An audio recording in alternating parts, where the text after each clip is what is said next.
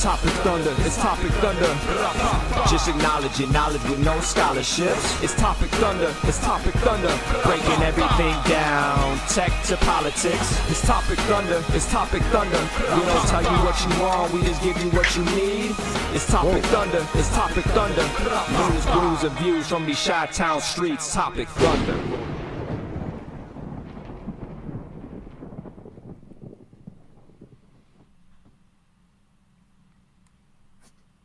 What? Hello. Was that new? The split, like the was that?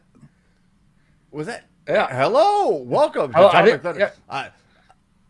I don't know what happened there. It seemed like it was skipping a little bit, but I don't know if it was skipping on everyone else's end or just my end or whatever. But here we are. I think we're on the air. I think so. Chompy Mage, he's in the chat room.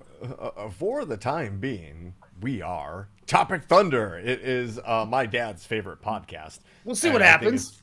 Only podcast, but what we welcome in to the world's most dangerous chat zone. We call it the Thunderdome. They are piling in already. And then we already have a couple of very important people in the chat zone. And my name is Brooks. That is Ben.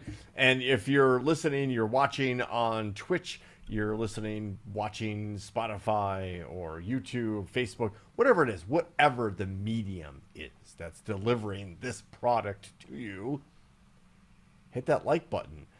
Subscribe. I guess that helps. Share. Really not much of a invite them in barker, right? But I don't know if you like it. Let people know you like it. Maybe the water's warm. Invite other people in. Ben and I can retire to a Caribbean. A new face island. in the crowd, Brooks. Couple of new faces. Hold on, Bernard Coffee. I don't know if that's Bernie? a luminary. Look, a luminary Bernie, from your world.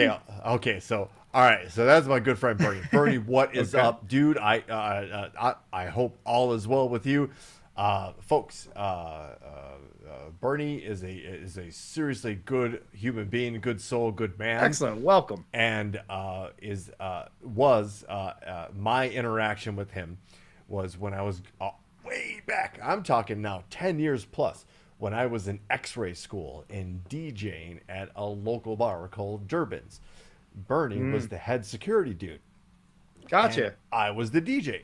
If you're unfamiliar with the relationship between bar club employees, that is a sacred one, and you can control the crowd there if you have a solid relationship with your head, not only bartender but security guy.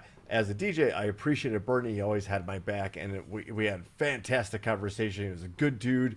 And took care of his people. Well, welcome, Bernie. Hey, yes, welcome in, Bernie. And then we also have a new Twitch, and I love the Twitch accounts because we never really know who's behind them, right?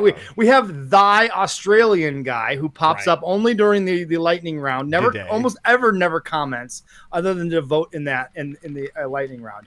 But now we have joining us Everlasting Wop Stopper, which is. Gigi points out maybe the best name in the chat room yet. So shout out to whoever you are.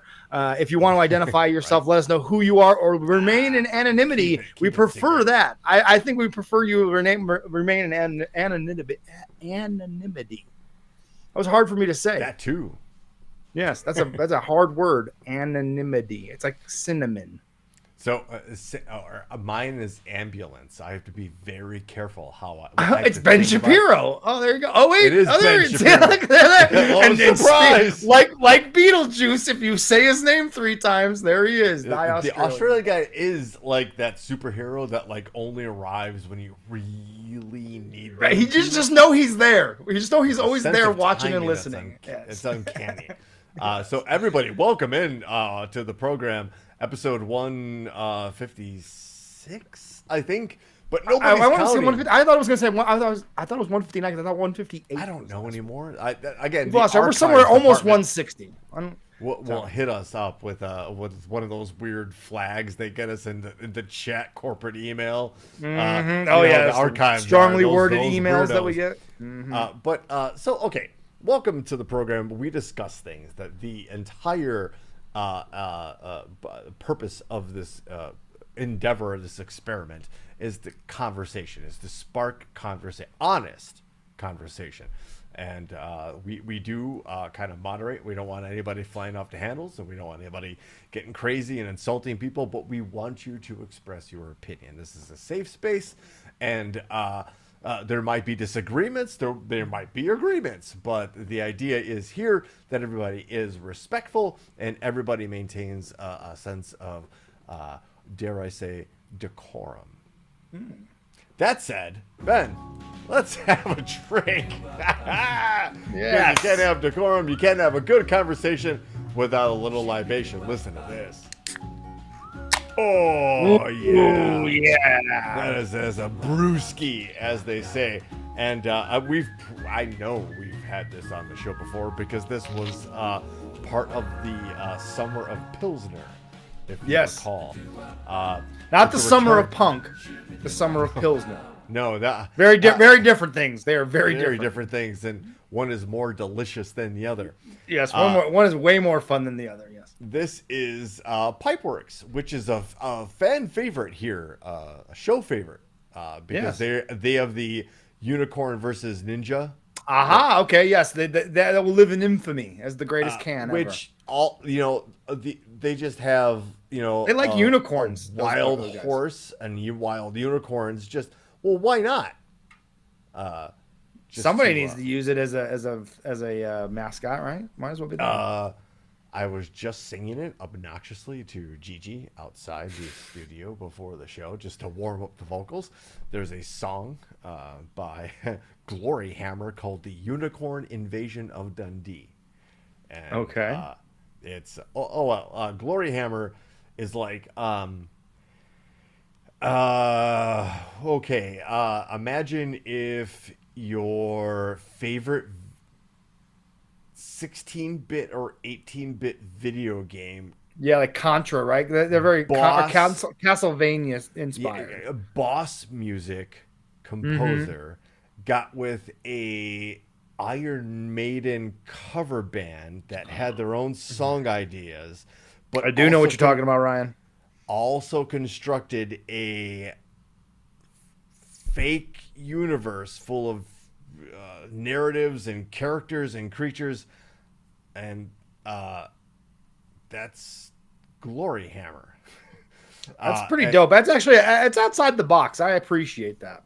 There's a whole, and of course, I did not discover this. I'm tagging along Lockport Joe, who is the discoverer of all things cool. Basically, yes, exactly. He is my portal to anything that's important. Goose, Grateful Dead, all of it. Like if it's music or even fighting or wrestling, he's always the one that's tipping me off to something that I didn't know about that I needed to know about. If Lockport Joe tells you, check this out, and you don't.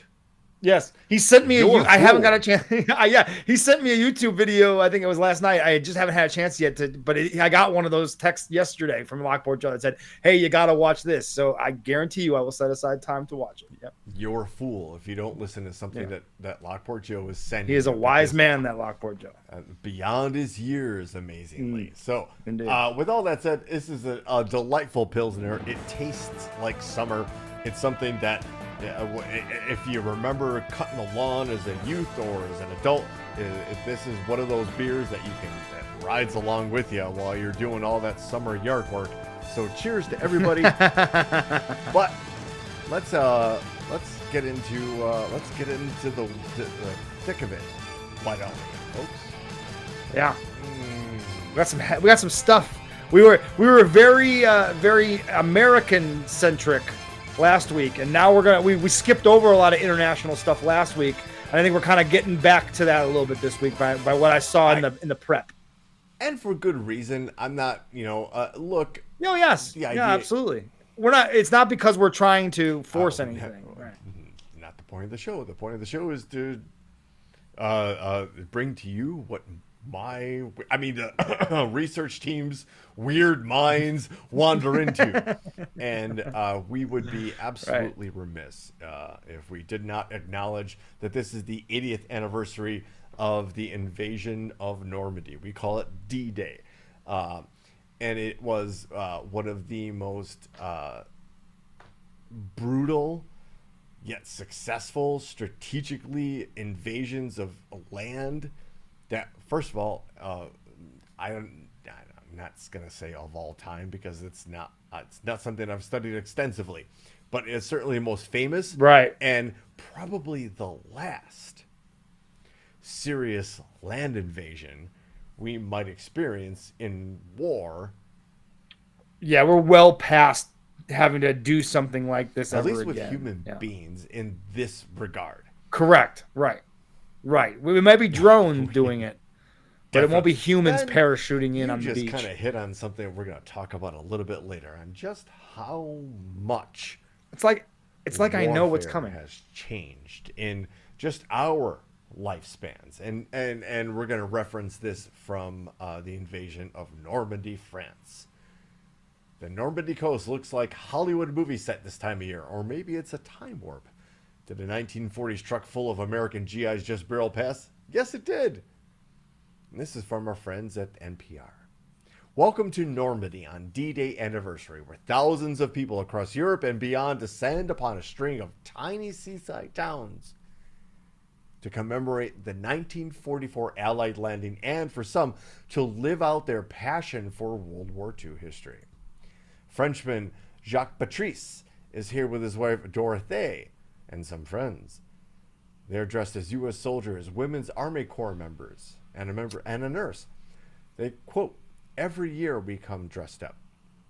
It's very poignant for us to dress like American soldiers who liberated us." Wow. This is not somebody dressing That's as a Pokemon character or Sailor Moon. Right. This or Right. a furry. Yeah. The story goes on. It's not, but it's very similar. Don't get me wrong, but it's for different reasons. The story goes on. Yeah. The group traveled from Picardy region of France, some 300 miles away. They towed their 1940s Jeep on a trailer.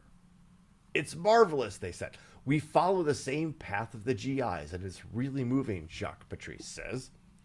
The small roads are clogged with thousands of such World War II era vehicles, ferrying enthusiastic passengers driving down narrow lanes of pathways of history. President Biden and leaders of France, Germany, Canada, and the King of England will join these three reenactors for the official ceremonies Thursday to commemorate the 80th anniversary of the D-Day landings, which began June 6, 1944, to liberate the continent from the Nazis. The continent in reference is Europe, which meant Spain, Portugal, France, Lithuania, Poland, Switzerland, Hungary, Czechoslovakia, Europe. Yeah, the whole continent. From the Nazis. For many, these people who live in these towns and villages surrounding the landing beaches, the anniversary is at the same time grandiose and personal. It is a moment of memory, of sharing, and a moment to pay homage to all those who saved us, says Odile Laporte, part of the local choir performing outside the plaza overlooking Gold Beach. Living here and being surrounded by beaches and the ambiance and the museums all year long makes this moment especially important, especially when we think about what happened 80 years ago. More than 150,000. Let me start that again because I messed it up. Hi, welcome to the show. Mm-hmm.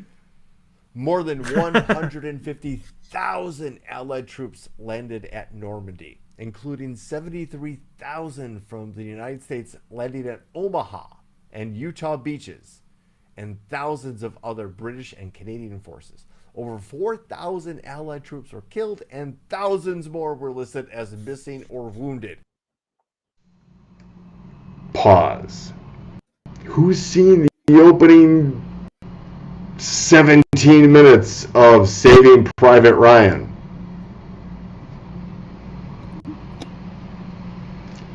Because that's... I don't know that I've ever... I don't know that I've ever seen that movie. Okay. That's intense. I would recommend. There were people that had serious issues with that in the theaters because they were not prepared for how intense that was.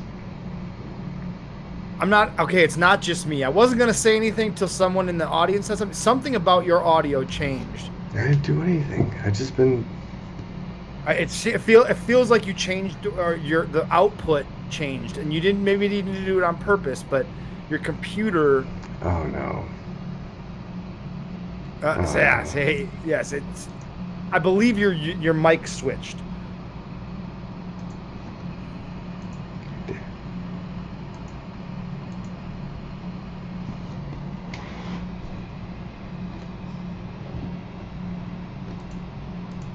Oh, good. My audio is out of sync too. Fantastic.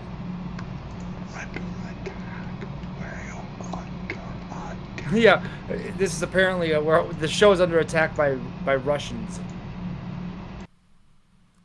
Do I sound better now? Wait, that now you sound like you're supposed to, but apparently now I don't sound like I'm supposed to. So the only thing I could think of is I'm gonna try leaving the room and coming back. This is our D-Day, Ben. Bear with me just a moment. Yeah.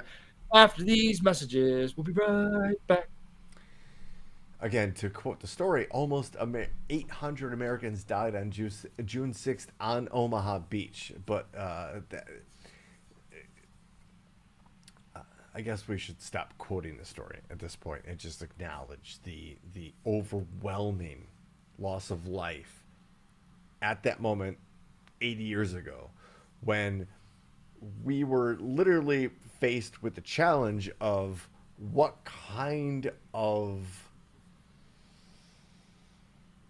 governance or rule do we want to subscribe to? Right? Yeah. And the massive loss of life in that war alone, which, folks, let's be clear. Let's be very clear. World War I was put on pause, not for any strategic battleground gains or diplomatic wins. World War I was put on pause because they ran out of able-bodied young men to send to war. Think about that for a second. Jesus. And every Hold on, guys. We got to stop. We don't have anybody else to send in. Signed an armistice that said, I still think you suck. We'll meet again. Time out until we can breed another generation of soldiers. Unbelievable. Right. Yeah. And put that in your calculus when you consider every other conflict that we've sent our brave young and women off to war to. Right? Mm-hmm. Put that in your calculus. But here we are at a precipice again, honestly. And kind of the next story by no it's not a coincidence, right? Everything that we should put into our calculus regarding current world conflicts, where our general and almost average American thought, expression, and reaction to these global events is, well, I don't fucking care. How does that affect me? True. There's a lot of people that do that.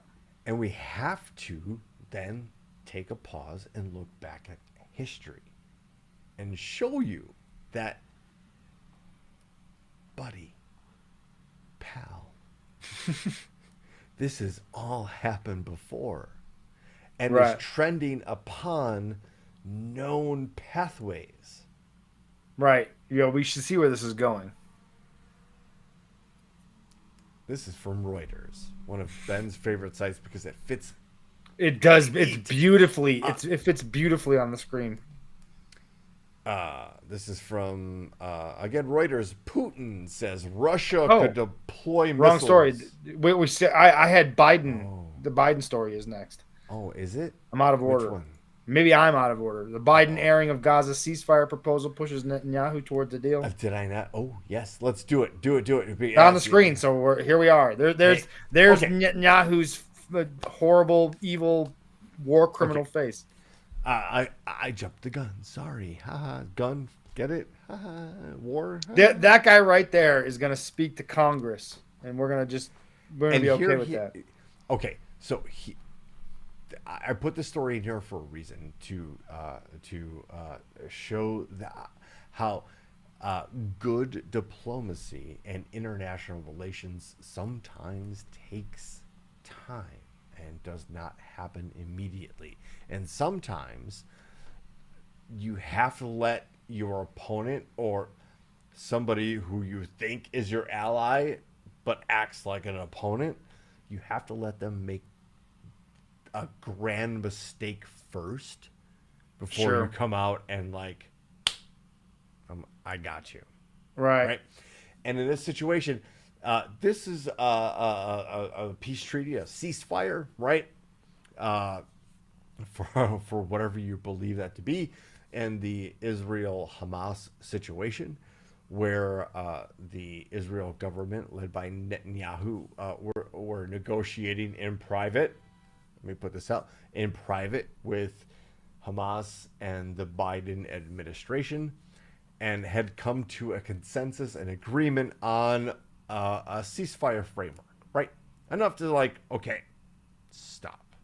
Right. Let's let some aid in. Let's release some hostages. That type of framework, right? And there was some hesitation from the Netanyahu government, right?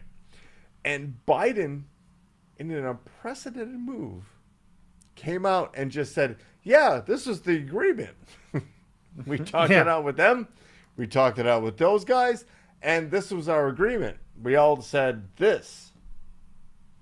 Kind of putting it out there so that if Netanyahu or anyone on either side decided to kind of go backwards, it's kind of a smart strategic move to put it out there, and because anything different, you look like the guy that's pulling out of this thing, right? You backed out. You're the one that's like, the villain, right? Mm-hmm. It definitively gives us a good guy and bad guy, so to speak, right? In an election year. It's a smart, solid move by Biden. Yeah, and it pains me to have to give him his flowers and say that but yeah, I mean, if that's if he did that, that's smart strategy to me. That's a smart move. I mean, I can't obviously. Full disclosure, I don't work for any government agency. Right, but if he did this, if he had this press conference and said that, whether he did it knowingly, strategically, or not, it's going to play in his favor. And that's the point of diplomacy. That's the point of knowing strategically, emotionally, intellectually, where people are going to trend to. It's also the point of patience. And I think we've also mentioned this on the show previously, that all of the hits that are coming at the Biden administration and the Biden campaign, almost specifically, right? Oh my God, the media is latching on to all of these things. It's Hunter Biden. It's like it's this, it's that.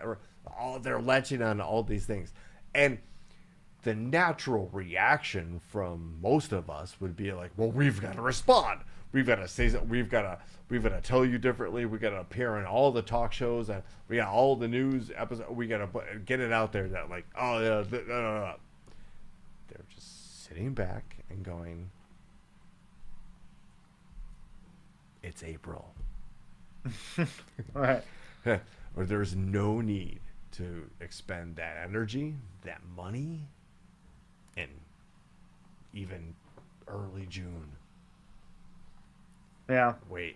Yeah. But now you're starting to see he just put Israel kind of in a check, right? Yeah, he put him in a spot for sure. On the checkerboard, on the chessboard. He just literally put Israel in check, which is what? One of the main things that have been in the news recently. Yep. Right? What are they doing about this? Well, he just showed you. He gave them as much as he could, but he's eventually said, look, it's too much. You're doing Ryan Hansen, too much the wrong. answer is they're not. They're not going to pull Biden out of the race. There's not a gonna 0% happen. chance. Only him dying between now and November would get him off of the ticket. Which is Republicans' worst nightmare. Well, it's also Democrats' worst nightmare, if we're being honest. I think in that regard, there would be speaking of media influence, there would be so many established Democratic voices across the liberal and in conservative spectrum of the liberal Democratic spectrum coming out and supporting Kamala. But I was actually going to say something. And, of course, Aunt Chris comes out and says it first. Illinois Governor Pritzker is clearly aiming for the presidency and a national spotlight. Really?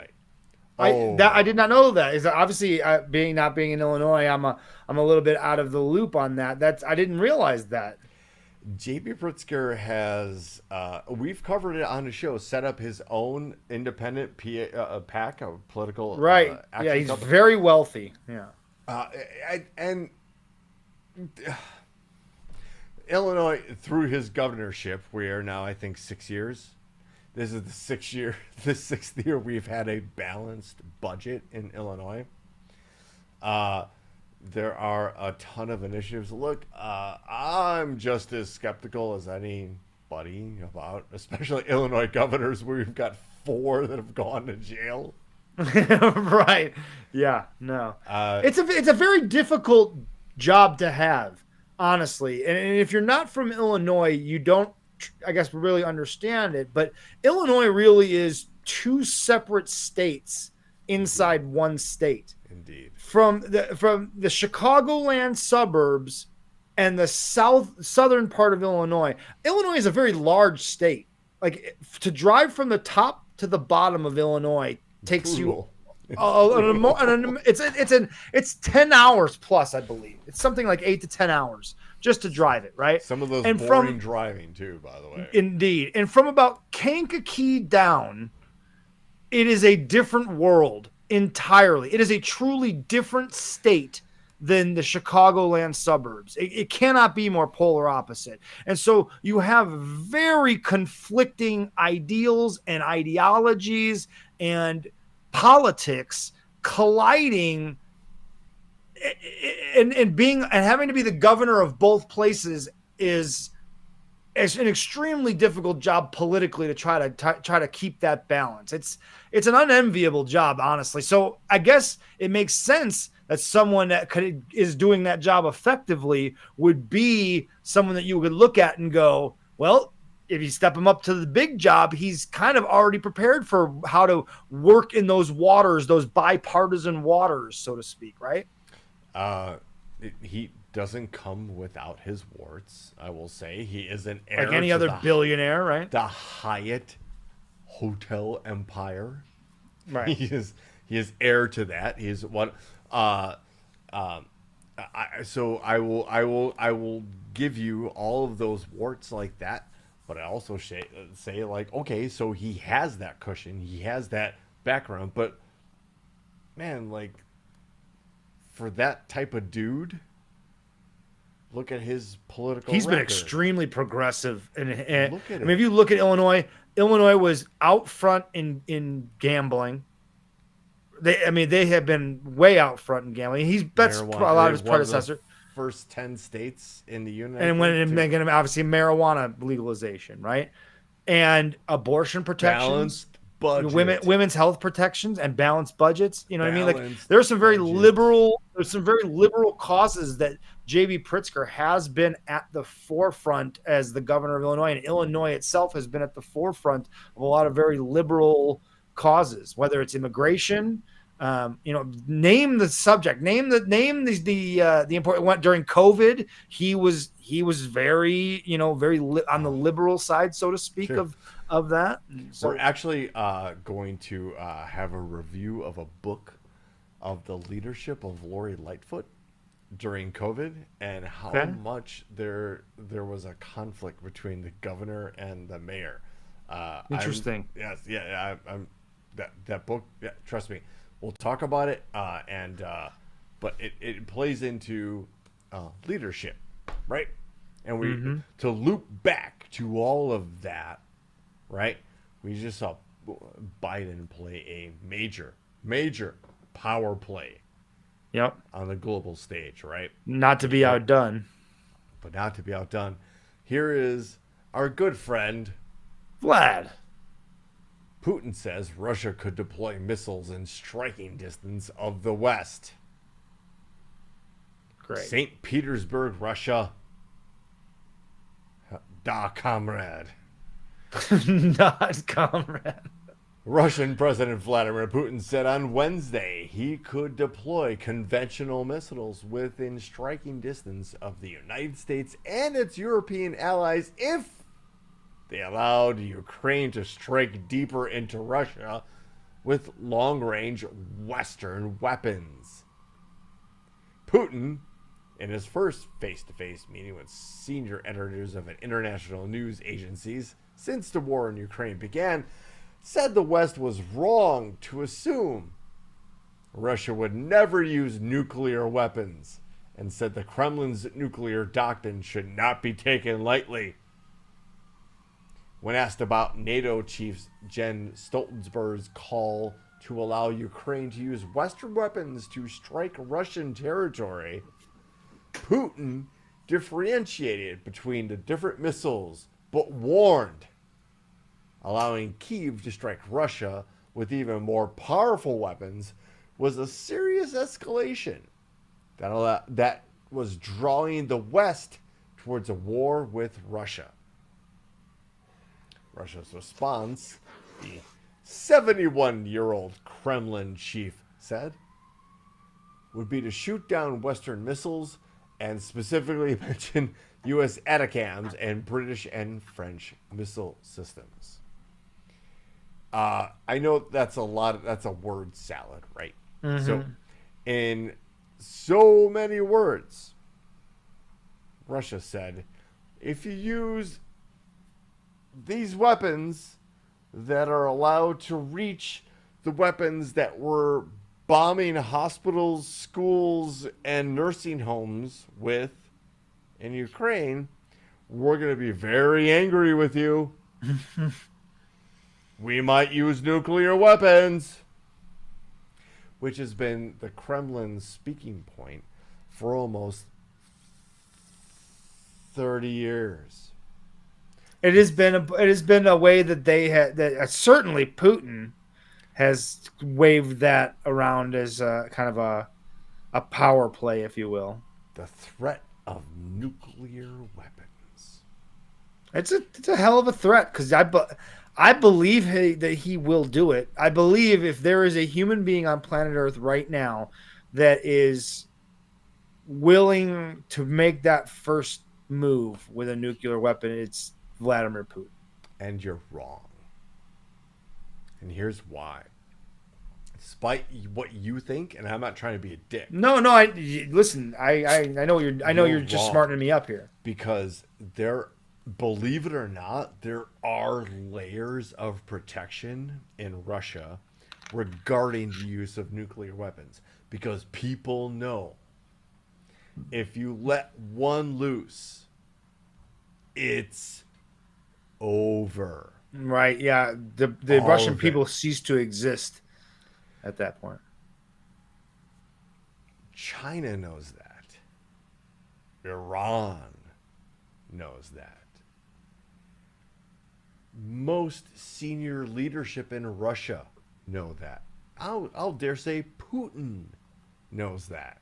That's why he built a 1 billion bunker fortress in Sochi.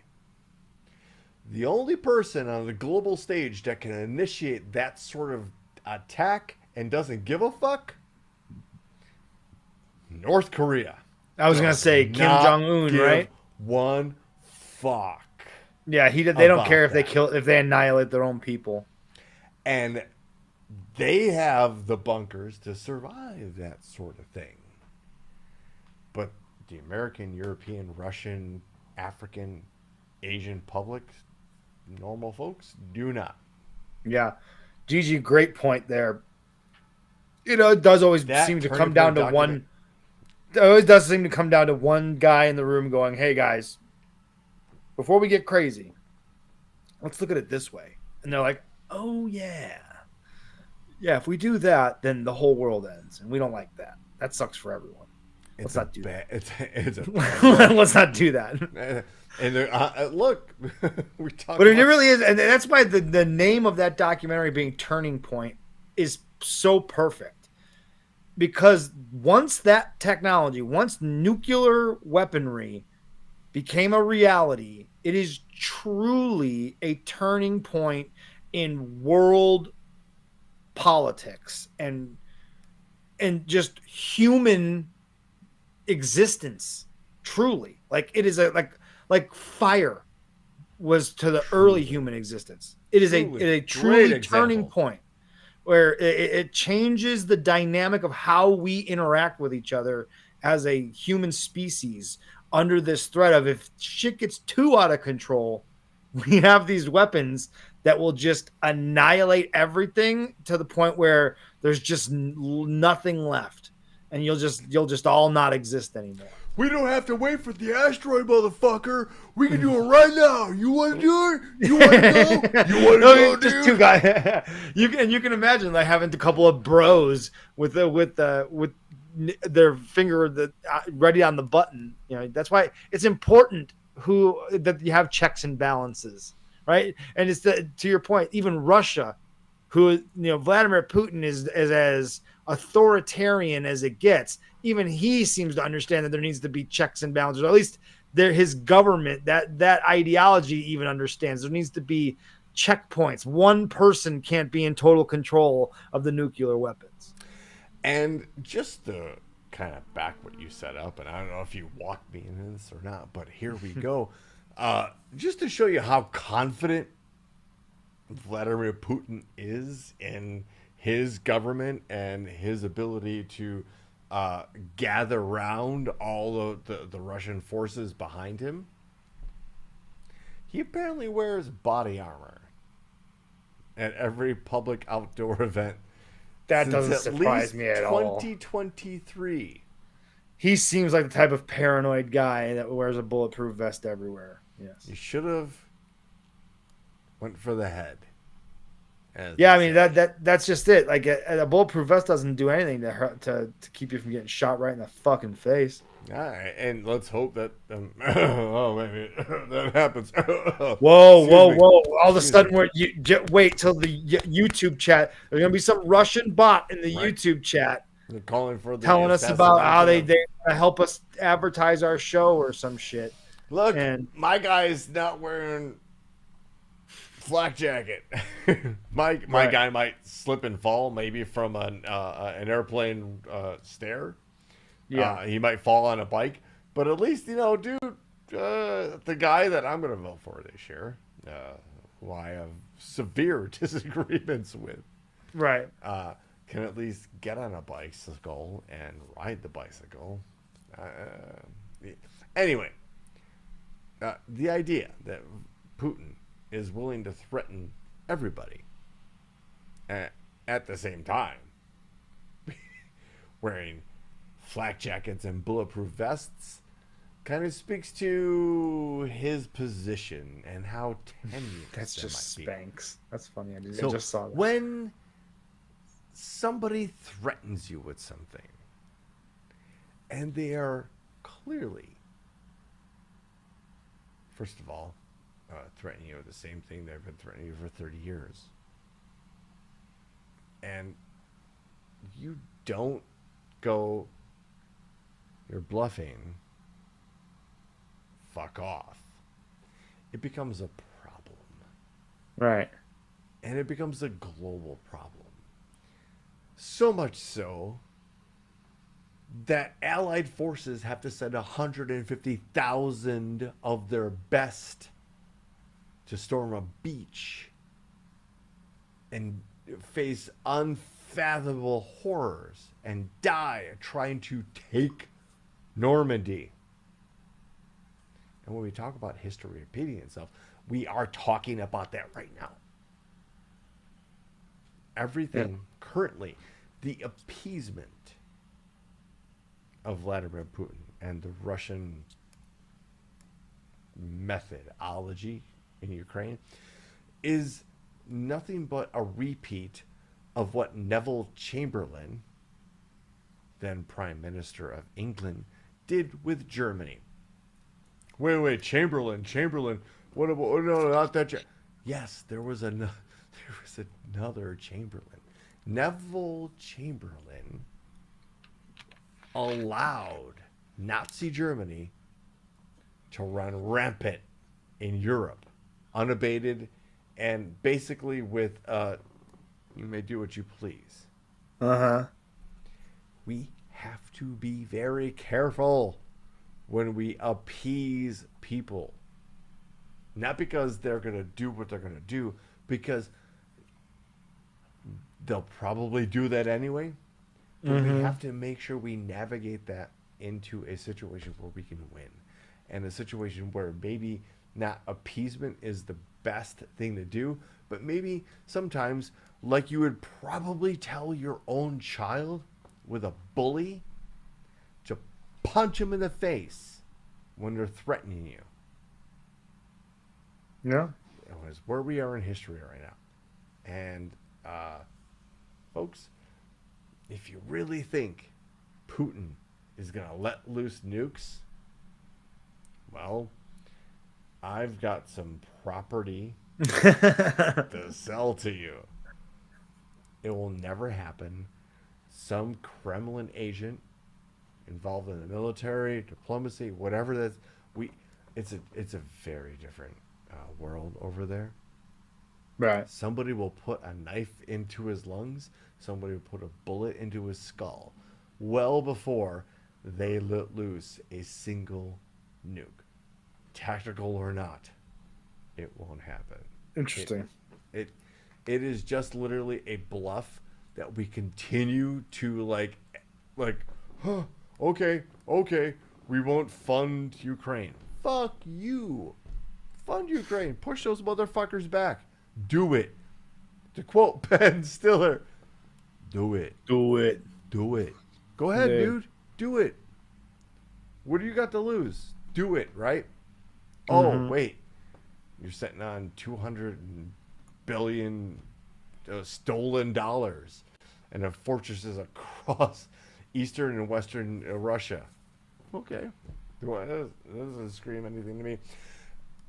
Let's talk. We talked about sending 150,000 young men and women into battle into a meat grinder, right? This next video is actually 2 drones showing you exactly what warfare looks like today. Ukraine, what's happening in Ukraine is changing everything we think about battle warfare in a military strategic sense, because they've got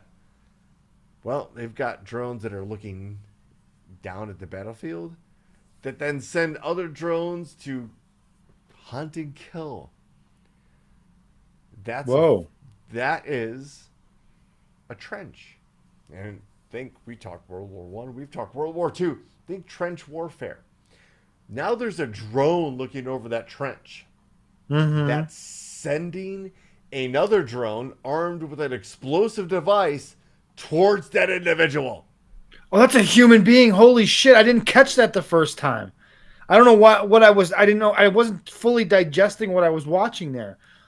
Holy shit. Okay. Keep watching. Now, yeah. So that's a guy in this trench. That's an enemy. That is a dude. That is a Russian troop. And then this is the second drone that is going to crash into him and explode. Yep. And then you see the Oh, result. wow. We've shown you videos. Holy shit. It types took of me 3 reconnaissance- times to fully understand what I was watching there. We've showed you the reconnaissance drones showing tanks where these these other than weaponized drones then strike and blow up. Wow. I don't know if this. I'm not sure if this is the first time. I'm sorry. Yeah, there's no chance that a Normandy, a D-Day ever happens again. It'll be a D-Day of those things.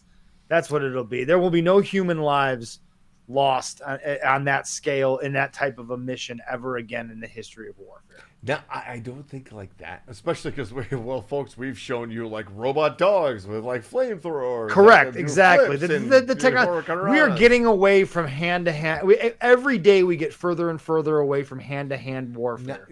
Human to human warfare yes, at that correct. point, even right. Right. However, I think there's still a point to mention that in some like special operation stuff, the human aspect becomes even more vital.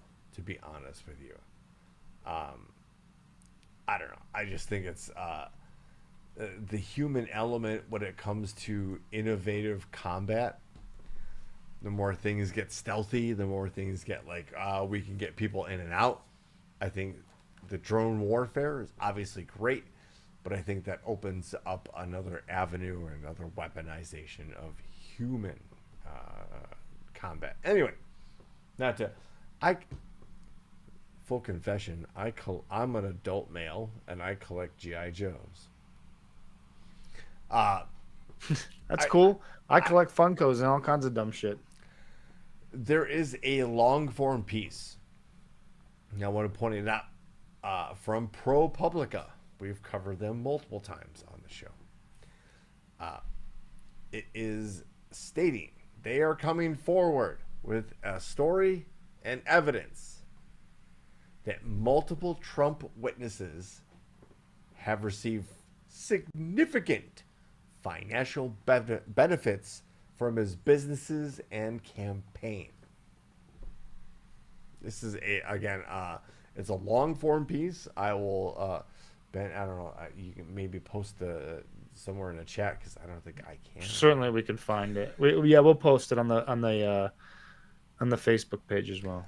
9 witnesses in the criminal cases against former President Donald Trump have received significant financial benefits. Let me repeat. It was a sham trial, Brooks.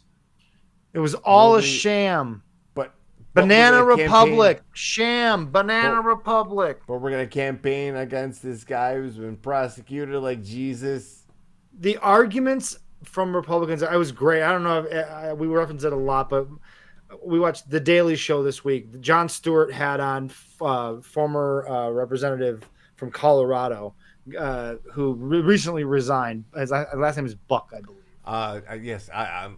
Forget his first name, Representative Buck, but he recently resigned basically because he was. About that show. Yeah, we did exactly. We talked about him when he did resign because he's anti-Trump for the most part, but then he found himself having to try to defend Trump because he started using this talking point, this Republican talking point about how this is all political. It was all politically motivated, and the DA. There was one DA who said there was nothing there. Then this other DA runs on this idea that I'm going to get him, and that makes this a sham trial.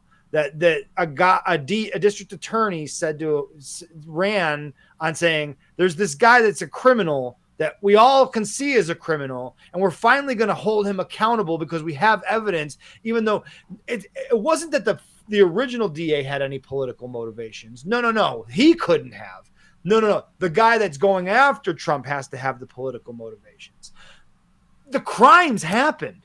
Right? It couldn't be politically motivated because it had to go in front of a grand jury of just regular old people who had to be presented with evidence that was convincing enough that they said, yeah, it looks like a crime's been committed here. This should move ahead to a trial. And then a trial was had where evidence was presented, where witnesses came to testify. And it was all laid out of the 34 fucking felonies that were committed by him and his people. And it was, they're mad that he was held accountable. They're just mad that he was held accountable. And they want to spin this narrative that it was politically motivated. And Joe Biden's using the Tulsi Gabbard. I want to reach through my fucking phone and choke Tulsi Gabbard when I hear her talk now. Like, she's out there talking about how this is a sham trial and it was politically motivated. Bullshit. The evidence was there and the evidence was obvious. This man tried to subvert and suppress information because he thought it was going to hurt his ability to become president of the United States. That is a fucking felony. It would have been easier if he just handed her $130,000 in cash. For real. And said, "Here you go." But his mind works in a way where it's like the mob. He thinks that he paper trail. They left the paper trail. And he trusted shitty people. He trusted Michael Cohen, known liar and piece of shit. He wanted him as his lawyer. It's no different than isn't it Ray Cohen? Isn't there also Ray Cohen or Ray Cohen was the one that was very, very good catch. Was Fred Trump's lawyer, clearly mobbed up, got known fixer. Yes, known fixer. I'm not saying anything out of line here. Ray Cohen was a very bad person, very mobbed up, and an attorney that linked themselves up with people of similar interests, which was then, of course, Donald J. Trump. Ray Cohen taught Donald how to work the system, and then Michael Cohen became, I think, no relation. Right. The fixer. It's just the guy that, like, the attorney that, like, was willing to do the shit, the slimy, dirty shit. Yeah, he was willing to do it, and that's why Trump liked him. It was the conciliary. Look, if you've seen The Godfather, if you watch The Sopranos, this is how they operated. And to their credit, the prosecution played this brilliantly, and they played Michael Cohen brilliantly. And they played his role in this brilliantly, I should say, because it was going to be very easy for the defense to say Michael Cohen is a known liar and a known piece of shit. You should not believe anything he says. But the prosecution leaned into it and said, yes, Michael Cohen is a known liar and a piece of shit, and that's why Donald Trump hired him. And when he left him hanging out to dry and didn't pardon him when he had the opportunity to, after this guy did all this dirty shit for him, he got turned on. Yeah, guess what? The piece of shit guy turned on the guy who left him hanging out to dry. Yes, that's what happened. And the jury went, yeah, that's believable. That's an absolutely believable. Story. Yeah, it's an absolutely believable situation. So yes, while Michael Cohen is a known liar, it played into the prosecution's favor that he was, and it all comes down to if they just had paid her in cash, like you said, or if Trump just pardons Michael Cohen when he had the ability to, this trial never happens because Michael Cohen is never a witness. Or one step further, if Trump wasn't having adulterous sex. That too. Doing bullshit that needed to be covered up, right? Yeah. He was having an affair with, at the same time, his wife was either giving birth or just had given birth to his son. Maybe then this wouldn't be a news story either. Right. Also that. Right. Accountability. Welcome to the American political. And it's also that's the other narrative that's coming out is it's politically motivated. But when you look at it, like, Democrats are actively being prosecuted all the time. And Jon Stewart brought it up to this Buck guy's face. He's talking about Menendez, Bob Menendez. Oh, yeah. He's a Democrat being held absolutely accountable, and rightfully so. Yep. Right? We have covered that story. And even brought up Hunter Biden. Hunter Biden is not being prosecuted the way that he's being prosecuted on these gun charges if his name isn't Hunter Biden. If he's just some other if he's just some other asshole, just some other drug addict that had possession of a weapon, right, it would have been long. He would have been gotten probation and treatment, court mandated treatment, and would have moved on with his life already. But because he's Hunter Biden, he's being targeted because of who his father is. So the narrative rings so fucking hollow. And listen to them all. The Republicans, they all use talking points, the same talking. They literally get emails saying use these talking points, and then you hear them all using the same talking points. And everyone from Tom Cotton to Tulsi Gabbard to Mike Johnson to all of the usual suspects use the same two phrases: sham trial and banana republic. Over and over and over again. And they don't even know what the fuck a banana republic is or where that comes from or what the meaning behind that is. They just use that phrase. They just use that phrase because that's the phrase that the email told them to use about it. The whole thing is fucking dumb and a giant distraction that we just spent the last 10 minutes talking about. No, and we should, because think about it. The story from ProPublica.org, nine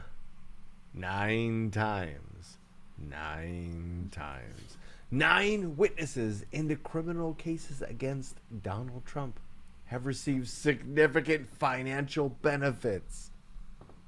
Look, this story from ProPublica, which is a long form investigative journalistic publication, you should pay attention to, got a cease and desist letter. Oh, really? Donald J. Trump and the campaign, or whatever that was, right? Let me just say this. When anything officially related to Donald J. Trump sends you a cease and desist letter, that is an admission of guilt and a warning, like, we're gonna take you to court. Yeah. ProPublica has some kind of steel huevos, right? They walked in to this publication knowing they were probably gonna trip up and get sued or brought to court over this story. They probably welcome it, because what sounds more out of line, that they did this and tried to pay or compensate witnesses, the very innocent and sanctimonious Trump campaign. Yeah, that they paid them and said, hey, because the receipts are there and ProPublica has them. It comes down to either outright cash money, shares in Truth Social. Like the way somebody went straight from being like not involved to becoming a member of the board of Truth Social. Oh, like, God. It's just so blatantly obvious. Yeah. Blatantly obvious. And I want to take this time to take my platform to talk about a tweet that was sent from the Shallow State. It's a long story short, but way back when, there was a website or a Twitter account called Duty to Warn that were what eventually became known to everybody as two psychologists that basically were stating what's publicly happening to Donald J. Trump in a mental health way. One wanted to go public, one wanted to stay kind of anonymous. And this is the Shallow State. It's the anonymous guy. I want to read this. thread Anonymous, to you. by the way, which I love that. Anonymous. Somewhere in the other room, Gigi's probably giggling at listening to you say that word. But That's what she does. yes, we know she loves when you mispronounce words, and you butchered that one. Anonymous. That is not, again, butchered. Anonymous. That's the way they say it And- in my reality. Anonymous. Gnashing my teeth. Anonymous. All right. Thread. Psychologists increasingly use addiction theory to explain the cult of Trump. The premise: Trump supporters engage compulsively, pursue rewarding stimuli, ignore adverse consequence, like addicts. Explains why they often adopt arguments that work against their own interests.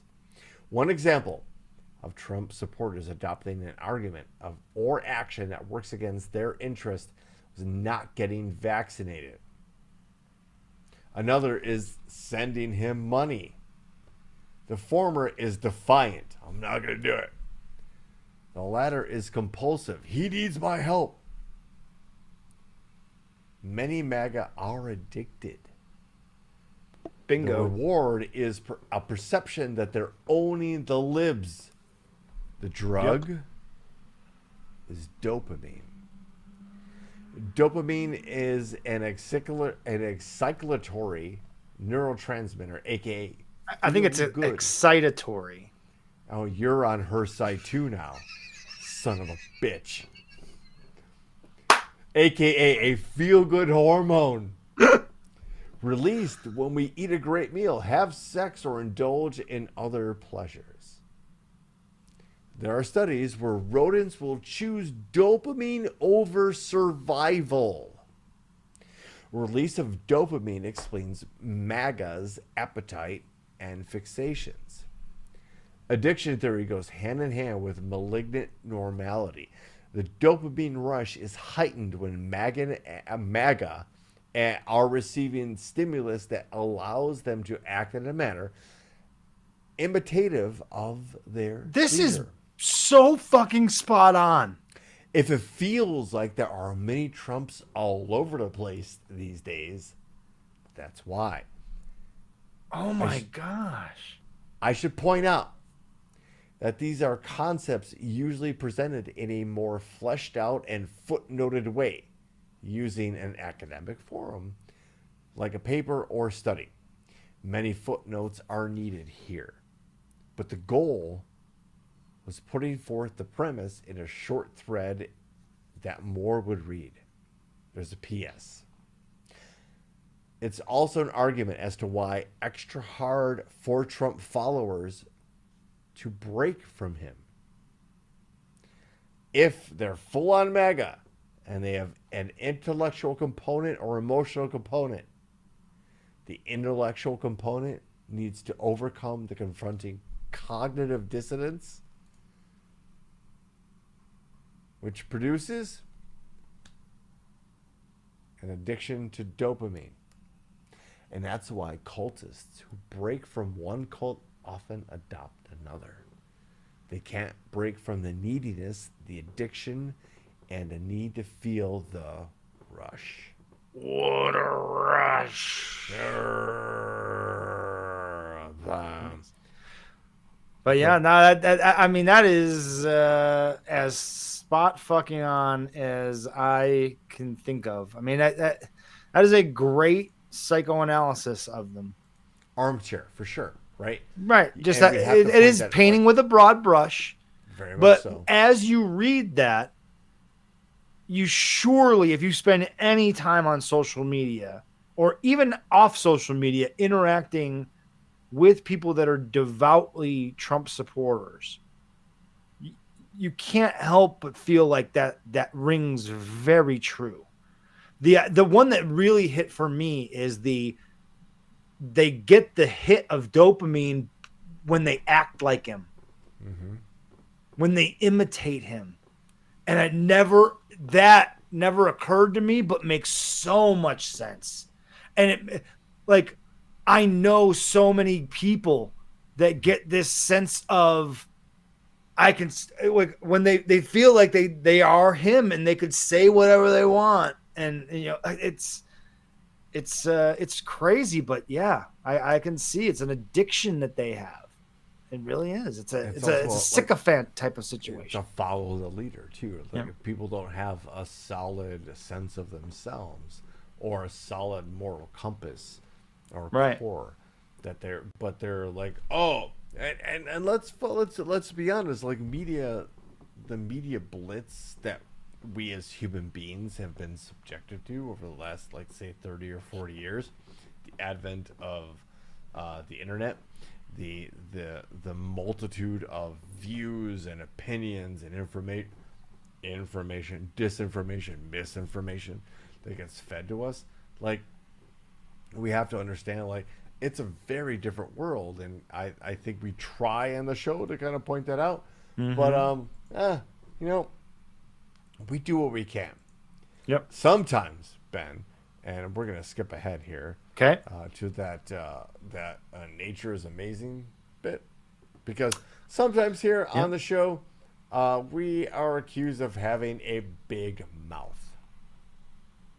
I don't understand. Yeah, I've definitely been accused of such a thing. Because for sure, comparatively, for sure, like this nature week, will show you that our mouths comparatively are not that big. no. Check out this fin whale.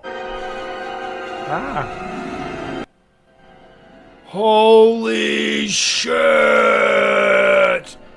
Like, oh, What? Holy cow! Oh my! uh-huh. That's insane. You got a big mouth, Ben. I don't know about Look that. at that. That Check out this fin whale. just whoosh.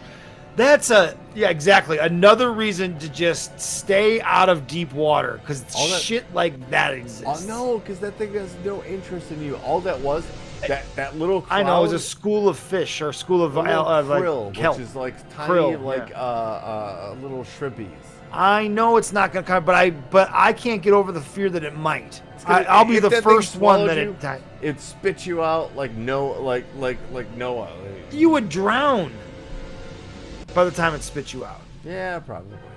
Yeah, probably. Yeah, definitely. More than likely.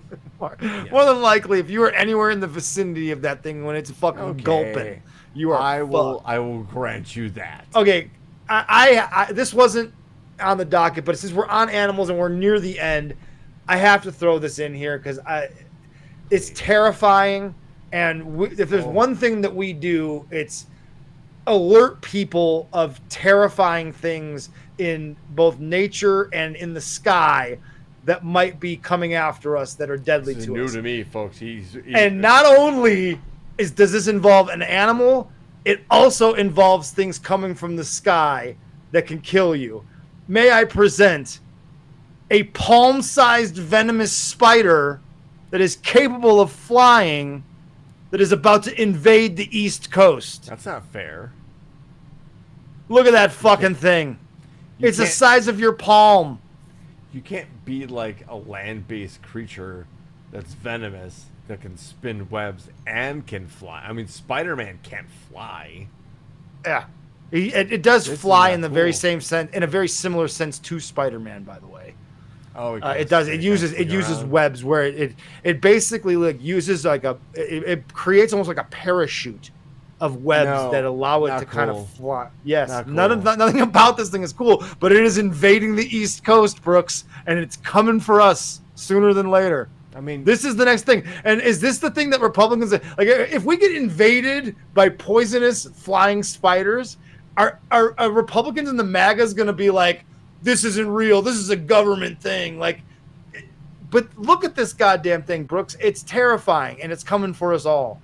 no. What they're gonna tell you is what they've always told you. Like, you know, we're looking at a lot of things, and we're looking at being able, you know, to take a UV light and maybe put it inside the body. We're talking about maybe Injecting it with bleach. We know bleach is a very effective disinfecting against these things. So maybe So there you go. I don't know. You're looking at a lot of studies, or we're certainly working on other things that we can do to maybe inject poison into you and kill these spiders. Good Lord. Yeah. So there you go. An invasion of deadly flying spiders. If I have one request for our friendship, please don't ever show me flying spiders again. I knew I was gonna enjoy blindsiding you with that one a little bit. Okay, so you need to renew my faith in the animal kingdom, Ben. Let's go right to that last link, the Internet Hall of Fame, because Ben, you're going to renew my faith in the animal kingdom. Wait, hold on. I may be missing something. I don't. The last video I have is the whale. Oh. Then I have a gene therapy story and a Hubble Space Telescope story. So There was a V. You sent me just a V, and I felt like you meant to Control V, and you just hit V. So I think the last link didn't send through the way you. There we go. Really quick, the Hubble story, which Ben kind of alluded to. We are slowly losing the Hubble Space Telescope, which is almost 35 years old. The amount of signs we've gotten from that piece of technology has well outpaced the cost of that. But apparently there are several gyroscopes on the Hubble telescope which are failing. It cannot be replaced, and they're now down to one single gyroscope. One gyroscope! To point at things in space and look at. Interesting. So, I got the video ready to go. Good job vamping for us. Thank you. Just to let you know, there is faith in humanity versus meets the animal kingdom.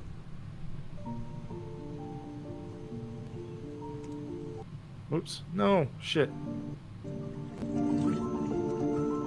Aw. Oh, you skipped ahead.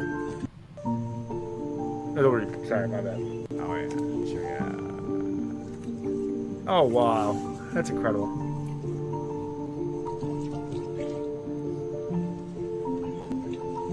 It's such a tender moment. That's an amazing moment. When he starts washing the hands. Like, how do you know? Right. And why is he so why is the chimp so comfortable with that guy out of nowhere? With a camera crew behind him. This is not exactly what's happening here, right? There's a dude with a big fucking camera, maybe a light behind him. Right. He's almost performing. A little bit. Weirdly. But, I mean... And that chimp could probably rip that guy's arms off if he wanted to, yes. Oh, yeah, there would be a problem. Yeah, I mean, exactly. The fact that he is being so gentle, considering the fact that he could easily tear apart that man, is incredible. Yeah, that's a very brave man, but it is also a very touchy moment. Again, we are connected to, we are part of the animal kingdom and connected to this planet. We should. You know what else we are a part of? I feel a chill. I feel a spark. I feel the lightning around, ladies and gentlemen. I'm over my sickness, but I might need the cough button. Just to let you know, it is the lightning round, and we're seeing the bolts in the world's most dangerous chat zone. We call it the Thunderdome. If you're not familiar with the bit, it's very simple. I am going to read you 3 headlines. You, the people, will choose which headline we dive headfirst into and read. 3 stories enter. 1 will get read. And folks, it is the ultimate exercise of democracy. And without dilly or dally, here we go. Headline number 1. Wally, the emotional support alligator, reportedly stolen. Owner pleas for safe return. Bring my baby back. Oh, it's actually kind of sad, but like also, why do you have an emotional support alligator? Alligator. I have questions. Yes. Anyway, I also have headline number 2. A woman gave herself poop transplants using her brother's feces to treat her debilitating IBS. Then she started getting acne just like him. Headline number 3. Fingered it for 3 hours. I'm still taking in headline number 2. Korean man spotted having sex with pink Tesla. Oh, there's gotta be, ma'am. What? Yes.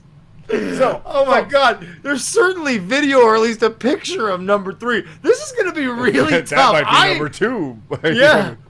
This is going to be really tough. I am very interested to see where the Thunderdome goes with this. I think you guys have maybe the toughest vote, one of the top 5 toughest votes we've had in our 150 plus episodes.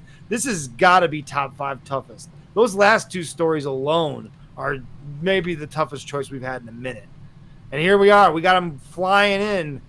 Gigi voting for number 3. People are voting without even hearing the second take, right? No, yeah, Adrian's already out there. She says number 1. All right, I'm counting. I'm registering your votes. They will be counted. All votes are counted. But it is proper. It is proper. Okay, we got alternate headlines: emotional support monster, shit zits, and flesh car. Shit zits might be the best alternate headline that Ryan has come up with. Certainly ranks among the top 3 you've ever done. Bravo! It is also the comeback album for Rough Me Up. That is when they got sober. Yeah, shit zits. It's their sober album for Rough Me Up. Shit zits. It's tradition that we do give them all a second read of the headline, so that you can truly. Here we go. Right. Sometimes they hit you so heavy the first time that you have to really let them sink in. You're so pent up, you don't know. But here we go. We got 1. Yes.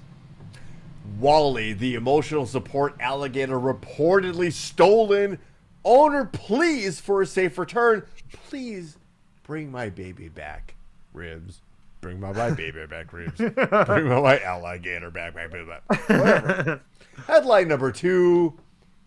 A woman gives herself poop transplants using her brother's feces to treat a debilitating IBS. Then she started getting acne just like her. That's incredible. And headline number 3. Fingered it for 3 hours. Korean man. It sounds like Rick Flair. Woo! Fingered it for 3 hours. Korean man spotted having sex with a pink Tesla. Wow. All right. That is so I'm going to start. Yeah, so there's so we got number 3 gets a vote, number 1 gets a vote.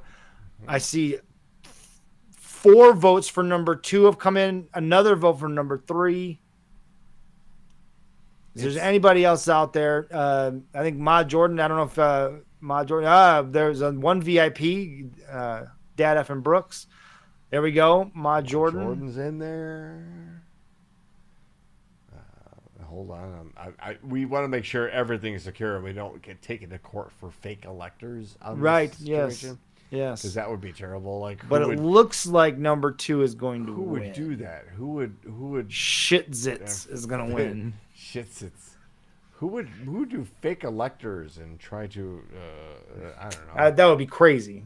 Oh, that would be nuts. Who would settle for that kind of form of government?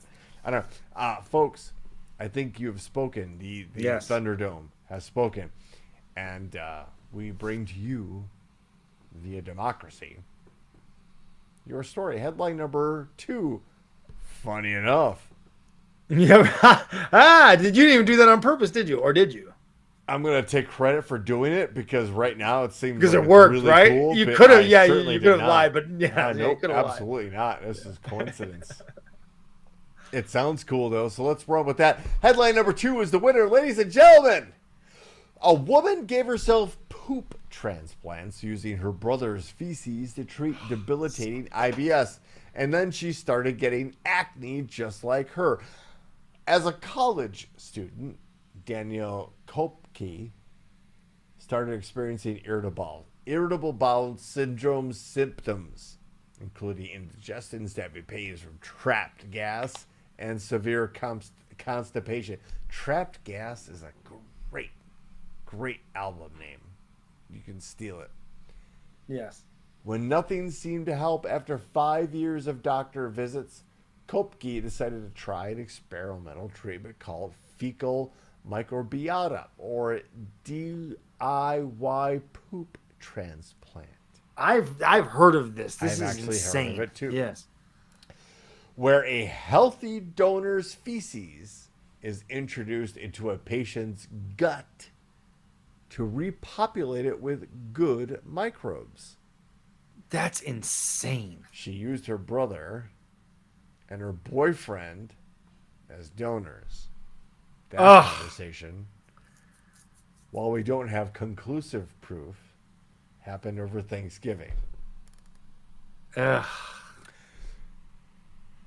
She told the Netflix documentary Hack Your Health, The Secrets of Your Gut.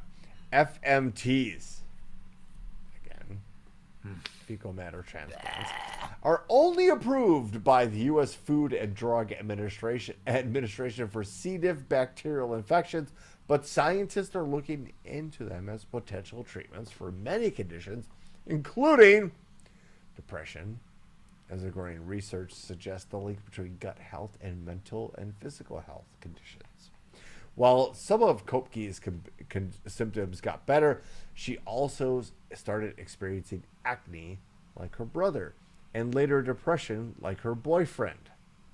It's like Frankenstein, only poop. Like A similar experience was documented. You have to, if you have that hold on. You have that conversation. You got me sitting on this. You have this conversation. So I need your poop. I need your poop for this thing where I'm going to put your poop inside me, hoping that it will help my irritable bowel syndrome. That's one conversation. The next conversation is we got to have a conversation about what you're going to eat prior to that. Right? Because as Ryan Hansen points out, like, it's a kind of important, like, what you're going to eat that I'm going to use the poop from. You don't want like corn and gross. Like, you want it to be as like healthy, quote unquote, as a poop can be. No, like, I'd rather have the conversation the other way. I'd rather be like, hey man, what's your diet like? You like corn? A lot of fiber. A lot of like, oh god. Voracious, like, you know, like vegetables, like, a lot of leafy vegetables. A lot of, okay, cool. No. I'm just asking. You know, that's great. I'm sure, like, you know, that it sounds like your colon's great. Good for you, man. And you regular food. Oh, 3 times a day. Oh man. Oh wow, good. yeah, wow. Good. Should All right. drink a lot of coffee. Hey, can I borrow some of that poop? If we still did show names, can I borrow some of your poop? Like, Would definitely. It's not even the weirdest thing you're gonna tell that person either. Like, hey, can I borrow some of your poop? Because Right, exactly, because they're gonna ask why, and then why? you're gonna, It's like, well, I'm gonna put it in my butt. in my gut. Yeah. No, I'm gonna put it in my butt Yeah. first, because so it gets into my gut, so I can assimilate some of your qualities. It reads like an X-Men, like almost like villainous. Like a villainous plot. Yeah. I'm going to steal your powers and use them against you. Only it's just to help me be more regular and poop right. Oh god. You can look at the rest of that story later on. I think we've hit No on one a is little going bit to. here. No one. No I think we one's got going the to. gist of it. We got the butt of the story. Oh my god. And that's Topic Thunder. So, folks, if you're again just joining us, or long-time listeners, or medium-time listeners, well, thank you. Some new faces in the crowd tonight. I loved it. A couple of them. It was great, and we hope you enjoyed the show, because we And the bots are back now on Bots? now on Twitch. What is that one? Error. Cheap viewers. No, it's not it. We already Welcome- got enough cheap viewers. Yeah, welcome Thank you. Yeah, you don't even know. Welcome to our bot overlords, also, folks. So every Wednesday we try to get this show in. And, we try to take this ginormous vessel that we call the USS Rapapa out of dock. And that is Ben. My name is Brooks. And from the bottom of our hearts, thank you so much. Wednesday, 7 o'clock, YouTube, Facebook.